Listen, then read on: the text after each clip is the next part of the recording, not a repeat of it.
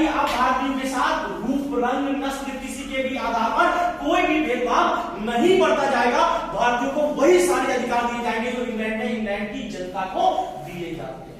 अब भारत की जनता ब्रिटेन की जनता समझी जाएगी और उसके अधिकार सारे के सारे वही अधिकार मिलेंगे उसको जो इंग्लैंड में इंग्लैंड की जनता को मिलते हैं। ये थी रानी की घोषणा।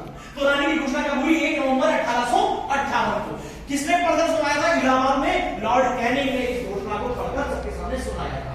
अब जब भारतीयों को पहली बार कुछ अधिकारों को दिए जाने की बात की गई तो 1861 में फर्स्ट इंडियन काउंसिल एक्ट आया था, जिसे प्रथम भारत परिषद अधिनियम कहते हैं। प्रथम भारत परिषद अधिनियम या फर्स्ट इंडियन काउंसिल एक्ट। ये फर्स्ट इंडियन काउंसिल एक्ट क्या था?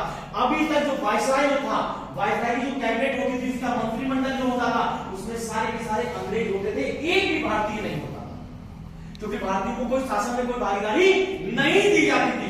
यानी भारत, लेकिन अब जब ब्रिटेन की महारानी विक्टोरिया ने कह दिया कि भारतीयों के साथ कोई भी भेदभाव नहीं होगा, तो उनको शासन में भागीदारी देने के लिए भी जो है योजना बनाई गई और इसके तहत 1861 में प्रथम भारत परिषद अधिनियम आया, जिसके तहत यह निश्चित किया गया कि भारतीयों को भी वायसराय की काउंसिल में अवसर दिया जाएगा, उनकी भी वायसराय की काउंसिल में नियुक्ति की जाएगी और इसके तहत प्रथम भारत परिषद अधिनियम के तहत जो है भारतीयों की भी वायसराय की परिषद में नियुक्ति की जाने लगी। लेकिन इनके अधिकार बहुत सीमित थे, ना तो इनको प्रश्न पूछने का अधिकार था, ना इन्हें किसी मुद्दे पर बहस करने का अधिकार था, केवल ये शामिल हो सकते थे। ठीक है,